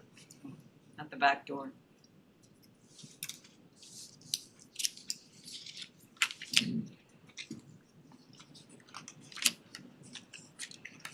Can we see two though?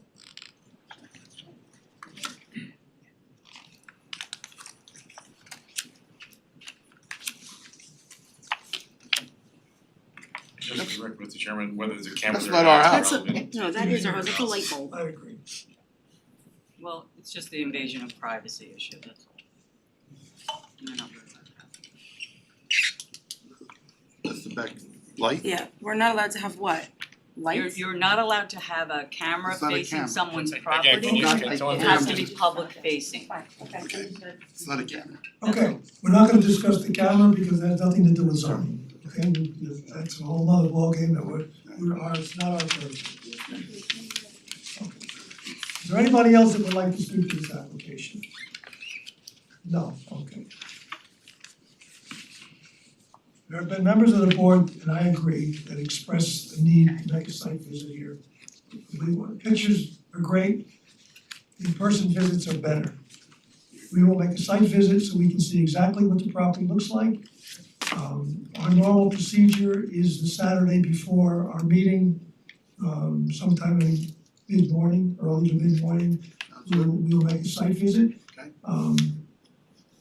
If you could stake out where your deck is going to be, so we know the size and the location, that would be a huge help. Okay. So that when we get there, we can see what kind of a deck you're gonna have and how big it's going to be. And the sense of the height. Yeah, well, the height, we know, You'll see the height, because we've got the deck. doorstep, you can stand on the step. I would check with our secretary about the actual time and date. If there's no conflicts with any board members have a conflict with the Saturday before next meeting? We'll check our calendars, let, It's Memorial Day weekend, that's the only thing. It's So you're- Memorial Day? Because the meeting's the 27th. oh gosh. But we can So we figure can all do that it, out. we can do it, we'll figure it out, because if it's gonna be the holiday, we'll do it the week before. Yeah. Yeah. That's all, as long as we get there before the meeting. Applicant has no objection to the site visit, I'm assuming? Excuse me? Applicant has no objection to a site visit. No, correct? not at all. Would the Thank site you. visit include our property as well? If you want us to come on your property and you Well, give you'd us, have to come to and our you give us property. permission to come Yeah, on your absolutely. property, we would be happy to do so. Okay, yep. Please be advised that you do not have the right to go onto your neighbor's property without an invitation from them. If you desire to be on that property for anything, you must coordinate with the neighbor. Understood. Okay? Yep. And vice versa, you can't go on their property. We can go on any property, cause we're the king. Okay, we'll see you all at the site visit. Okay. A motion Thank to- you. motion How to will they adjourn. let us know about the site visit? They'll email us or? Okay. Jackie will let you know. Thank I'm gonna make a motion to continue this hearing until our next meeting, I second the motion. after our site visit. Chairman Giordina. Aye. Mike Nolan. Aye. Ron Genzeg. Lauren Dowdy. Aye. Kathleen Darazan. Okay, see you next Thank time. you. Okay, thank you. Thanks. Travis and Highland?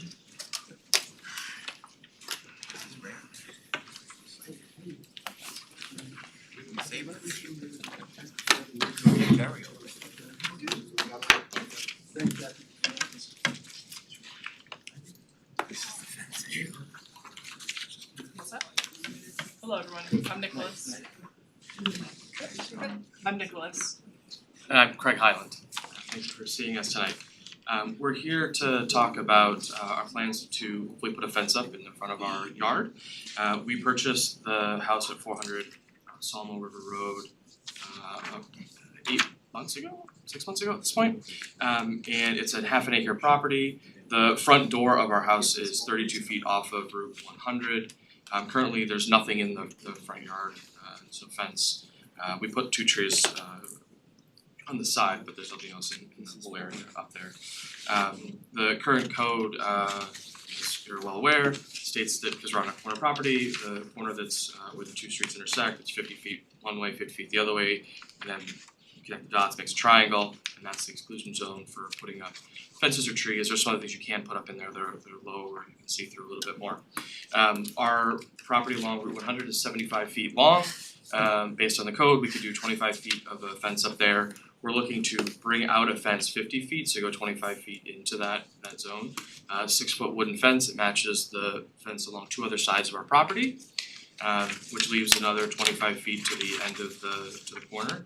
And then we're looking to extend a little gray picket fence along to round the corner. Looking to do it really for a few reasons. Safety separation is number one. We're so close to the road and the property is so small. I don't know if it's an undue burden, but it's definitely a burden on us to have to not do anything in that part of the property. A lot of vehicles, we've counted 5 so far, have just decided to park up on our yard, a good 5-6 feet on the property line, including a delivery truck, because there really is no place to turn around. They just decide to park up on our property. Speed limit on the streets 40 miles per hour. People go flying down there, so our windows are rattling. We have a lot of garbage that just piles up in the yard. In the front yard right now, it's really unusable for us in its current situation. So the plan, when Tom came out, we talked about what we wanted to do with it. It takes into consideration a lot of things. We decided to bring it back 3 feet off of the property line to really leave a lot of visibility down the road. Our property line's already a couple, I think it's 3 or 4 feet off of the street there. The previous owners did take that fence along the south end all the way up to the property line. We'd like to bring that back a little bit because our neighbors can't get out of the driveway without endangering themselves when they back out. So the fence would go up on there. The setback also allows for pedestrian traffic, shoulders for cars to pull over safely, and then snow removal as well. And it fits with the overall aesthetics of the road. There are a few other properties that have corner fences that go right to the corner, so we're looking to go pretty far back in to have that setback. We'll also want to acknowledge that when we purchased the property, the previous owner had installed the existing white picket fence about 5 feet beyond the property line. So with the process of doing this, we will be correcting that and pulling the picket fence back to where it should be. It's currently in the town's property of the side of Sand Street. So we'll be correcting that as well. I think I hope that you do see in some of the schematics and stuff that we've pointed out that we are trying to seek a balance. There's probably about 10-15 homes that do live down through Sand Street, so there's we do have quite a number of neighbors who will be making turns off of that. I don't believe we received any feedback unless you've received any feedback from the neighbors. Okay. So we are aware that there is a visibility interest for the town to preserve, which is why we're pulling that fence back and then also breaking it up between the picket fence and the wooden fence and matching the existing fencing on the property. Do you have any questions that we could answer or ideas that maybe we didn't think of to help with the safety issues? I'm a little confused. One thing I wanna understand, and listen, I get the issue of having trucks pull up onto your front lawn, I get it. I guess my question is, even though we put aside whether or not that's acceptable for them to do that, I would wanna understand why they're doing that, and if you do anything here, what type of, I just don't have a sense as to I what the can disruption might be able to provide some insight. So if you are traveling down Route 100, almost every other property has a fence, trees, or a stone wall, some combination, run directly to the property line. So if you're heading up from the intersection by the DeChicos, we're kind of the first area where it looks like there's a space to pull off because we don't have that. You'll see in some of the previous photos that historically there has been something there, so I would have to imagine when they've removed the front yard fencing that the issue was kind of created. Yeah. But it kind of looks like a shoulder. Yeah, there's also And no it reason. partially is a shoulder, right? There is a part of the road that is of course state property, but then there's our entire house. There's also no reason they can't just pull up on Sand Street, which is right there, if they needed to actually get off of Route 100. So, I'm sorry, so just for clarity, the fence will be on this road, on the main road, of course, and then. Correct. And then it will be how many feet off the road? If you go back to that one photo down, there was a great photo of the front of the house. This is an older photo, but currently there is a 6-foot stockade fence between our property and the White House. So starting from that front right quarter, we would go 50 feet to the left with the 6-foot wooden fence, and then from that, we would round the corner with the existing white picket fence that is there. You're asking To how provide far, some visibility. you were asking how far that, far off of Route 100 that fence is. So is Route 100 Sawmill River Road? It is, yeah, sorry, it's the same thing. That's right. Sorry, I'm sorry. a little confused. Okay. It has two names. So it'll be, did you say 6 feet off that road? So our property line is already 5 or 6 feet off of the edge of the road. Right. We're coming in our property 3 feet. Okay, so there would be roughly Eight, eight and a yeah. half feet, okay. And then on the curve, that would be the picket fence in the curve? Yeah, it would come back So it about. would be open? Yes, yeah, it would come back about, I don't know if the exact number is 10 to 15 feet from the corner in, just be empty. I believe we did make a few drawings to kind of give you an idea with our best iPad pencil. We wanted to make sure that there's some space with the state highway. They use heavy duty plows, obviously, and there are our corner is a bus stop, so there are children that walk along the road. We want to make sure that they have enough space from vehicles passing by. They would actually have more space than our neighbors to the left and right of us afford because they're going right to the property line. So the issue here is mainly, or actually, just the sight distance from Yeah. when you're pulling out of Sand Street. Yeah. That you have a good sight distance on Yes. either side of either direction Yes. on Sawmill River Road. Yeah. Okay, and So we hope with the curve and pulling it the 3 feet back that we've helped, alleviate some of that concern for you all. And I think if you go down here, the next photo maybe? I think this is the last one, but I can scroll up. Oh, okay. What are you looking for? Just tell me when you want me to stop. I added a picture from the side that showed the visibility. It might not have made it. We resubmitted some stuff. Oh, I wonder if I have it separate.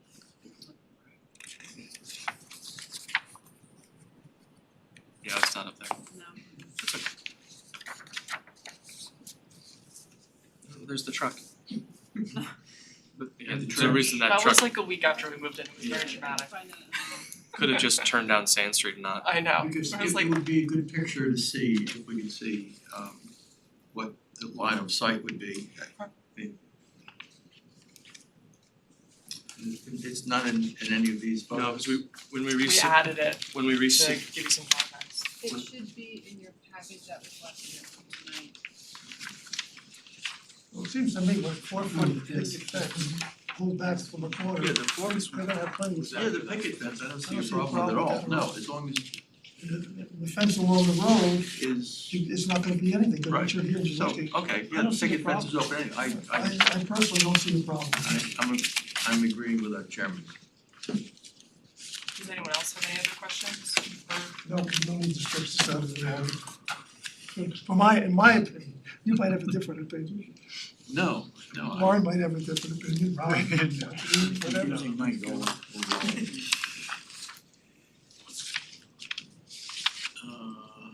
Here it is. Okay, I have no questions. Everybody's finished? So what are we actually varying here? The sight distance situation, what are actualities? I mean, there's no, The board is charged with fencing at an intersection. Two roads meeting. The code requires a diagonal fencing line from 50 feet from the apex of the property intersection. It is an impossibility to do that because the property is only 75 feet wide and it would cut through the structure doing that. So it's impractical to do that. So the board is weighing the site distance evaluation and the installation of the 4-foot high picket fence. Does that constitute enough visibility at the intersection? that I understand, what I don't understand is if the code requires 50 feet. The code how many requires 50 feet are we actually getting and You're getting none of what the code requires. Because None? They can't comply with it. they can't comply, that's why they're here. So they're proposing 25 feet Okay, and then doing an arched radius. that's what I'm looking for. Yes. So if we decide to issue the variance, it would be for 25 feet as opposed to required 50 feet. That is Is that correct, correct? sir. Yes. I wanna, you know, whoever may propose this motion, hopefully it won't be me, But we'll have to know what the numbers are. the only fence that we're ruling on is the white picket fence, correct? Cause the fence on the main The road, corner, that's all we're just dealing with the white picket fence. 25 feet. 6-foot high fence on the main road is a compliant height. Right. And we don't Right, issue so that's permits fine, for we're just fencing. dealing with the white picket fence. It's only at the corner. And it's, instead of being 50 feet Right. as required, Right. they wanna be 20 I'm feet. sorry, I'm very No, no, I'm- tired tonight. We usually don't go Well, all night. you're one of those unfortunates that still go to work every day, see, I don't do that anymore. Makes two of us. So what we're doing is we're actually giving it, I got we're actually proposing, or they are actually proposing to us Right. for a 25-foot variance. A 25-foot variance, okay. This way we have it correct for, again, whoever. Our chairman, as should be- usual, has made this completely transparent. Alright, I've heard all I need to hear about it, and the board has heard all they need about it. There are no people online or in the room to address this application, so I'm gonna move that we close the public hearing. I second the motion. Chairman Giordina. Aye. Mike Nolan. Aye. Ron Genzeg. Aye. Warren Gottlieb. Aye. Kathleen Darazan. Aye. Okay, So now, we need a motion. okay, yeah. Warren, what do you You think? want me to do it? Oh wait, I'll do the motion, okay. I would like to make a motion on the home located at 400 Shaw Mill River Road, Millwood, New York, AKA Route 100. That the applicant has requested to install a fence which would require a 25-foot variance of the exclusion zone. Is that correct That is correct, sir. terminology? Okay, for the following reasons, the home is on a busy road. Route 100 is a very busy road. They have problems with the speed of the cars, the people parking on their property, just a general loss of privacy on the whole. And I think that the fence would probably give them a sense of a greater sense of privacy and enjoyment of their home.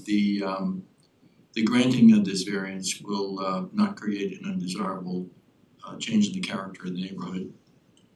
The benefit sought by the applicants, as per Tom DePaul, it cannot be achieved by any other feasible method, as it's impossible for them to put this fence in according to town rules.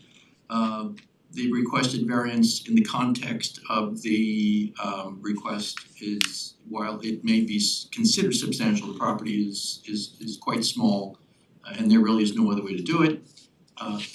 It will not have an adverse effect or impact on the physical or environmental conditions in the neighborhood. In fact, the applicants state that most of the neighbors already have fences, if not all. There are no neighbors who are present or have written in opposition. It is potentially a self-created hardship in the fact that they would like to put the fence up, but the benefits would certainly outweigh the hardship, self-creation of the hardship. Therefore, Before you finish, can I yes, add sir. one amendment to yours? I don't want to step on your toes. Please do. But I think we should have in our motion that the location of the proposed fence will not in any way negatively affect the site distances on Route 100 and will not be a safety issue.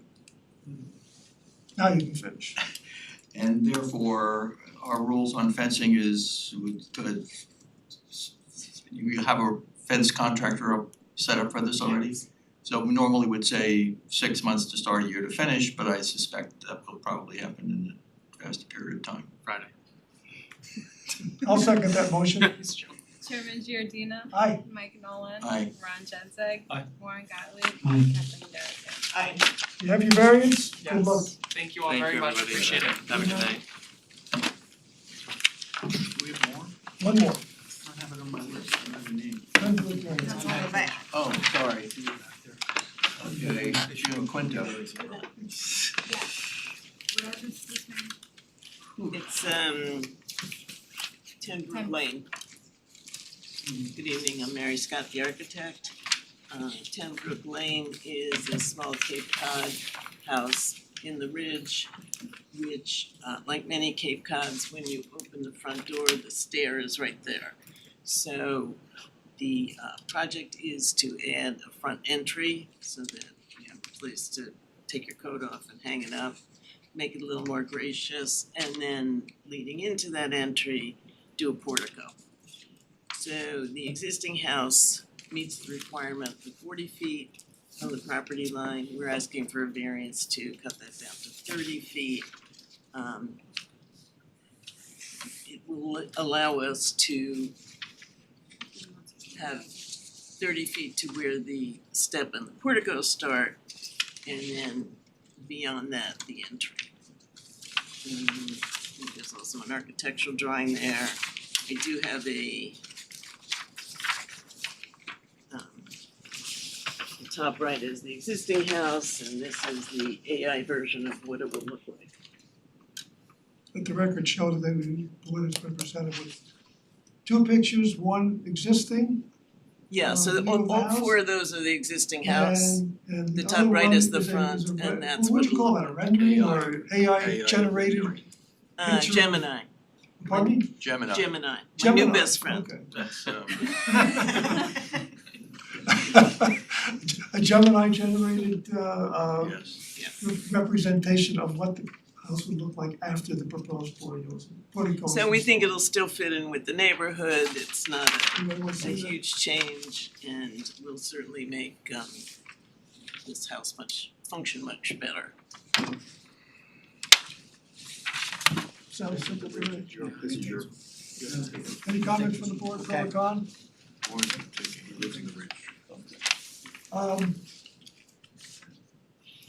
Chief, anybody in the room want to speak to this application? If we can afford someone. Obviously not. We don't have any hands raised online, do we? Let's go ahead, John. No hand, nobody online. In that case, I will move that we close the public hearing. I second the motion. Chairman Giordina. Aye. Mike Nolan. Aye. Ron Genzeg. Aye. Warren Gottlieb. Aye. Kathleen Darazan. Aye. You're on, Warren. Alright, this is, I'd like to make a motion in connection with a application for a front yard variance of 10 feet at 10 Brook Lane, Chappaqua. The construction of a portico attached to a one-story home in Chappaqua Ridge. And I move that the application for the 10-foot front yard variance be granted for the following reasons. First, the granting of the variance will not create an undesirable change to the neighborhood. Actually, I think it will be a positive change to the neighborhood. Can the benefit be sought by some other method? No, I know the houses in this neighborhood, if you wanna have that type of access to your house, this is basically how you can achieve that. Is the requested variance substantial? I don't think so. It seems to be relatively minor. Will there be an adverse effect on the physical environment or conditions in the neighborhood? No, I don't believe so. Well, again, I think it would be competitive in the neighborhood. Is the alleged difficulty self-created? You could argue that it is because of it as it is, but I do think that the benefit to the applicant far outweighs any negative, if any, to the community, and I don't think that there is.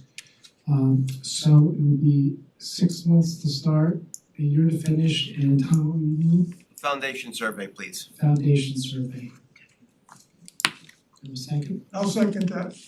Chairman Giordina. Aye. Mike Nolan. Aye. Ron Genzeg. Aye. Warren Gottlieb. Aye. Kathleen Darazan. Aye.